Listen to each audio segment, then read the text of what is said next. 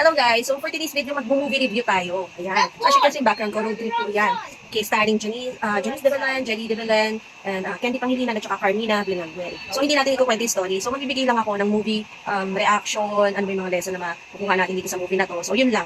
So dito sa kwento na to, merong apat na magkakaibigan. Actually 5 sila, pero pinaka-close is silang apat. Nandyan sa aking background. And then, may iba-iba silang personality. So sa magkakaibigan, gano'n naman talaga. I think maraming makaka-relate dito na titas. Yung mga age ng 30s to 40s or kahit 50s yan, yung mga titas na yan. Kasi talagang even ako at 30s na ako, nasa 30s na ako, nakarelate ako dito. Okay? Kasi bawat personality nila, may naiisip ka na kaibigan mo or ikaw mismo nakaka-relate ka. So, sa magkakaibigan, talagang nangyayari na, may mga times na nangyayari na hindi talaga kayo nagkaka-get together, mga ganyan. Pero sa puso nyo, alam niyo na parang, ito, mga kaibigan kong tunay to, kahit hindi ko araw-araw kung nakakausap. May mga ganun tayong kaibigan, di ba? Meron din mga kaibigan tayo na talagang wala lang pakialam, kaibigan lang by label, pero hindi naman talaga. Di ba? So, yun. Sa movie na to, mararamdaman nyo yun, yung friendship na kahit hindi kayo nakikita, pero namimiss nyo yung isa't isa, namimiss nyo yung balikan yung mga alaala. So, sobrang maraming makakarinig talaga dito. Actually, may twist yung movie. Doon ako medyo na-touch kasi yung mga realizations ng movie. So, ako, lesson learned dito sa movie na to, hanggat nandyan pa yung mga kaibigan nyo, buo kayo, kahit hindi man kayo nagkikita, try to communicate once in a while, kumustahin yung mga kaibigan nyo, kasi hindi tayo bumabata, di ba?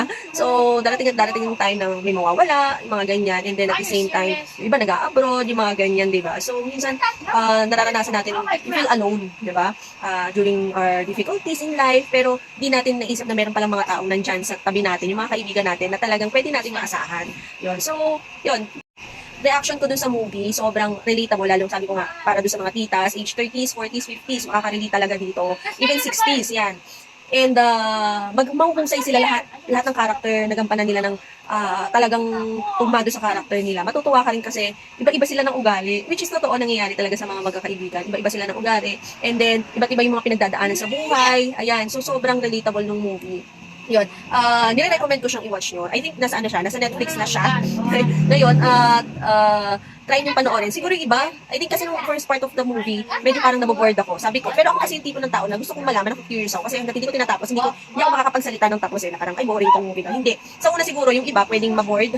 Kasi parang usap-usap, parang mapapaisip ka ng ganyan-ganyan. Pero eventually, make twist kasi yung movie. And dun yung marirealize yung mga bagay-bagay, yung mga realizations sa buhay. Para naman doon sa mga nakapanood na, comment down nyo yung inyong mga movie reaction, yung masasabi, nakarinig ba kayo sa movie na to. Road Trip 2024.